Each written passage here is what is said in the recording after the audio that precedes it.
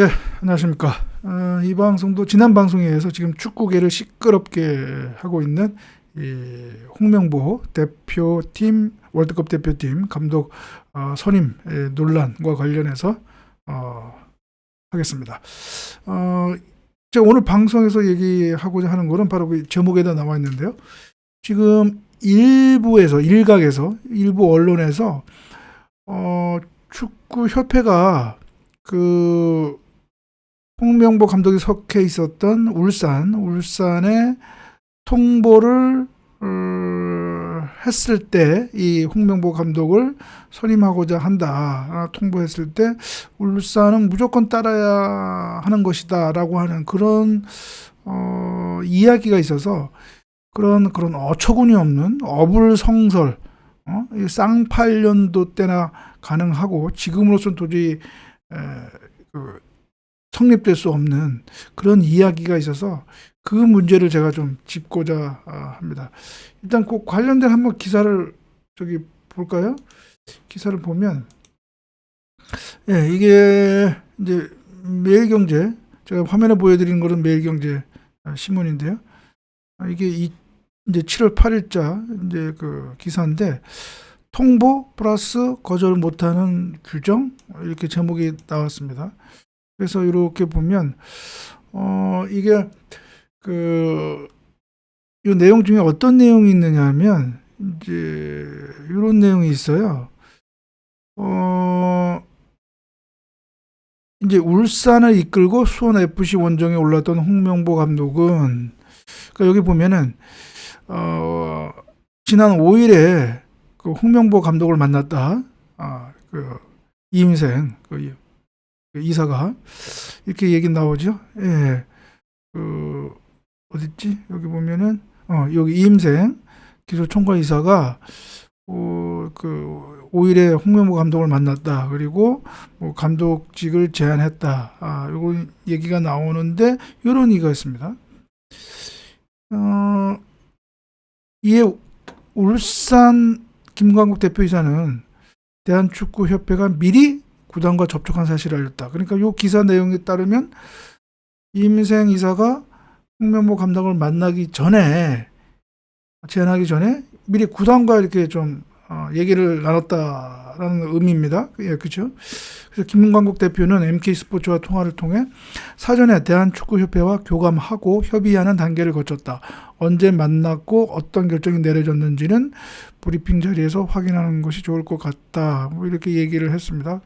그러면서 어떤 규정을 또 들었느냐 하면 이 기사에서 국가대표 축구단 운영규정 제12조 그 내용을 거론하면서 이제 그 규정상 뭐 울산은 이런 축구협회의 어떤 사전 통보에 따라서 당연히 이거를 이제 따를 수밖에 없는 것 아니냐 이런 그 이론을 주장을 하고 있습니다.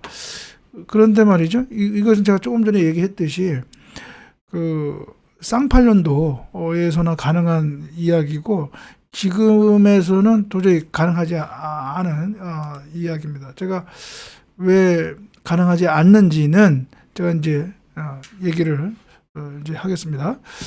자, 제가 그 규정을 먼저 자세히 제가 보여드리도록 하겠습니다. 그 규정이 뭐냐면 대한축구협회 축구 대표팀 운영 규정이거든요. 운영 규정에 조금 전에 제가 그 기사에서 보여드렸던 그 규정이 있습니다. 이게 뭐냐면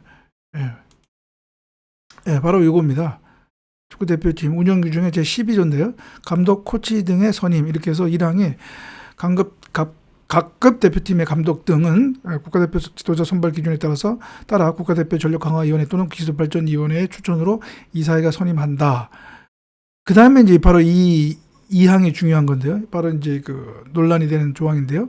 협회는 제1항에 선임된 자가 구단에 속해 있을 경우 당해 구단의 장에게 이를 통보하고 소속 구단의 장은 특별한 사유가 없는 한 이에 응하여야 한다. 지금 그 기사 아까 조금 전에도 보여드린 그 기사 내용에 따르면 축협은 이렇게 해석하는 것 같아요. 어떻게 해석하느냐.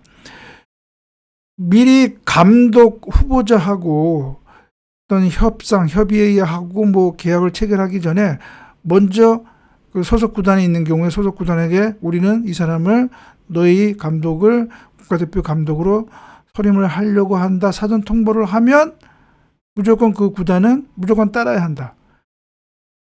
그렇게 사전 통보하고 그 다음에 감독을 만나서 뭐 협상을 하는가? 뭐 이렇게 하는 것이다. 이렇게 해석하는 거로 지금 들립니다. 아까 그 기사에 나온 거 보면. 그런데 이거는 말 그대로 쌍팔년도 때나 가능하다는 그런 논리고요. 이게 원래는 이것이 아니다는 거 제가 먼저 말씀을 드리는데 이제 그 이유를 제가 말씀을 드립니다. 첫 번째, 이러한 대한축구협회와 같은 법인의 이런 규정들이 있죠. 정관이라든가 뭐 이런 축구대표팀 운영 규정 이런 거는 그 법적 성격이 자치법규입니다. 자치법규. 그러니까 말 그대로 룰이죠. 룰. 그렇기 때문에 이 자치법규라는 의미는 뭐냐? 이것을 제정하고 시행하는 그 법인도 임의로 이것을 해석하고 마음대로 적용할 수 없다는 의미입니다. 즉 해석하고 적용하는 것은 객관적으나 누구나 인정할 수 있는 합리적 있게 하라는 의미예요. 그러면 바로 이 규정을 그렇게 축구협회가 마음대로 그렇게 해석하고 적용하는 게 아니라 합리적으로 누가 보더라도 상식적이다라고 생각이 들 정도로 그렇게 합리적으로 하라는 거거든요. 한편 보통 이런 감독 선임은 어떤 절차를 거쳐서 하느냐. 먼저 축구협회가 선임하고자 하는 그 감독 후보자와 만나서 서로 협의를 합니다. 그렇게 협의를 해야 합니다.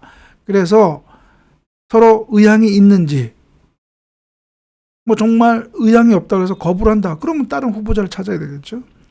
그런데 뭐 예를 들어서 한 번, 두 번, 세 번 만나서 이제 좀 기본적으로 그러면 서로 의향이 있다라고 확인이 되면 그다음부터는 예를 들어서 뭐 조건, 기본적인 조건, 뭐 보수라든가 계약 기간이라든가 그런 걸 이제 협의를 해야 되겠죠.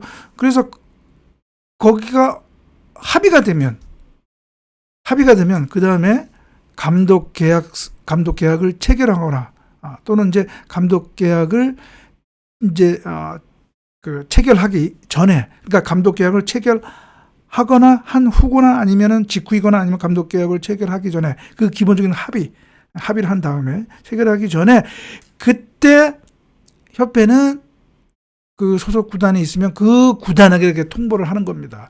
우리는 당신의 이 감독과 이러한 합의를 했다. 그래서 뭐 감독 계약을 체결했다. 감독 계약을 체결할 예정이다. 그게 정상적인 프로세스인 거죠. 그래서 이 홍명보 감독도 마찬가지로 뭐 축협이 그런 감독들을 제안할 때고 해서 뭐 거절할 수 없다. 그게 아니고요. 자기의 의지에 달려 있는 거예요. 자기가 그냥 정말 안 하겠다라고 하면 거부하면 되는 거고, 무슨 축협이 제안했다고 해서 그것은 무조건 따라야 할 또 의무가 없어요. 그 따라야 한다고 볼 아무런 법적 근거가 없단 말이죠. 홍명보 감독이 오케이 했기 때문에 이제 그 축협은 구단에 통보를 하는 거죠. 그러면 그런 경우에 구단은 대응할 수 있는 게 사실상 없습니다. 왜? 감독 계약상 상대방인 홍명보 감독이 이미 계약을 더 이상 감독직을 수행하지 않기로 했기 때문에 축협과 대표팀 감독 계약을 맺었기 때문에 자신들과의 감독 계약은 더 이상 수행하지 않겠다라고 얘기한 거잖아요. 그러니까 그걸 억지로 떠난다는 사람을 억지로 뭐 강제로 할 수는 없잖아요. 그러니까 그거는 어떻게 막을 수가 없어요. 법적으로는 그렇습니다. 이제 홍명보 감독하고 남은 거는 뭐냐? 제가 지난 방송에서 얘기했던 위약금 문제예요. 위약금 문제. 일반적으로 그런 감독 계약에는 위약금 조항이 있단 말이죠. 그러면 도중에 홍명보 감독이 떠나는 거잖아요. 그러면 울산으로서는 홍명보 감독과의 문제에서 이제 정리돼야 될 것은 이제 그런 위약금밖에 없는 거예요. 위약금을 받고 이제 저거 하는 거죠. 이게 정상적인 프로세스고 법리, 정상적인 판단이에요. 그런데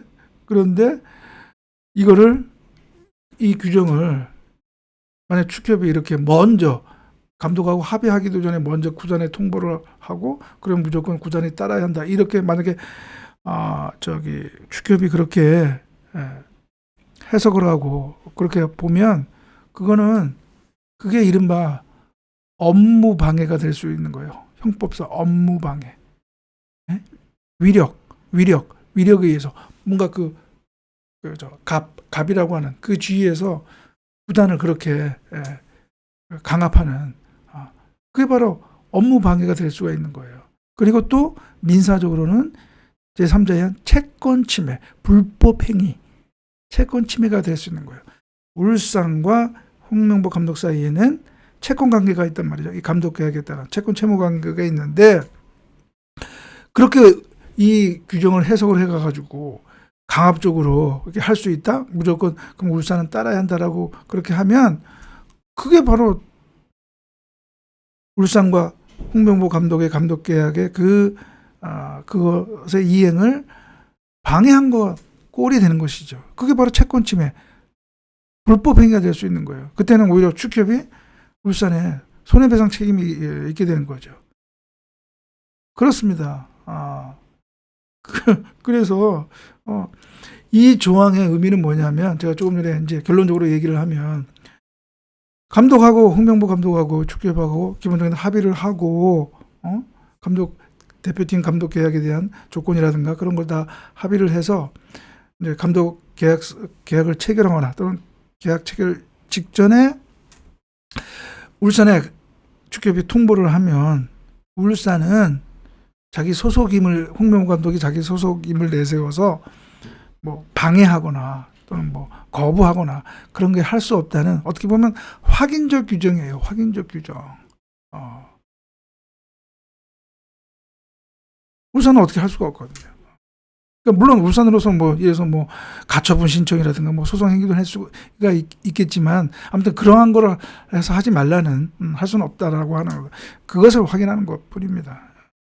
그런데 그게 그렇게 해석하는 것이 이 제12조 2항의 어떻게 보면 해석을 합법적으로 인정할 수 있는 마지노선이에요. 근데 이걸 거꾸로 감독하고 합의하기도 전에 축협이 구단에 통보하면 구단은 무조건 따라야 된다. 이렇게 해석하는 것은 쌍팔년도에나 가능한 그러한 억지 논리다. 이렇게 얘기할 수가 있는 것인 거죠. 예, 그래서 그러니까 이런 게 참 문제입니다. 이게 축협이 그래서 축협이 이번 그 홍명보 감독을 선임하는 그 논란에 있어서 이게 바로 축협이 뭔가 자기들이 대단한 것처럼 이렇게 한번 하면은 다 되는 것처럼 이게 그러니까 그 축구 팬단이라든가 울산 구단과 이런 의사소통 뭔가 좀 이런 사전 정지 작업이 부족하고 뭔가 자기들이 하면 다 돼야 되는 것처럼 이렇게 생각하는 어떻게 보면 좀 뭐라 그럴까요? 그냥 갑질, 그런 사상, 그런 마인드가 이제 문제라는 거죠. 그래서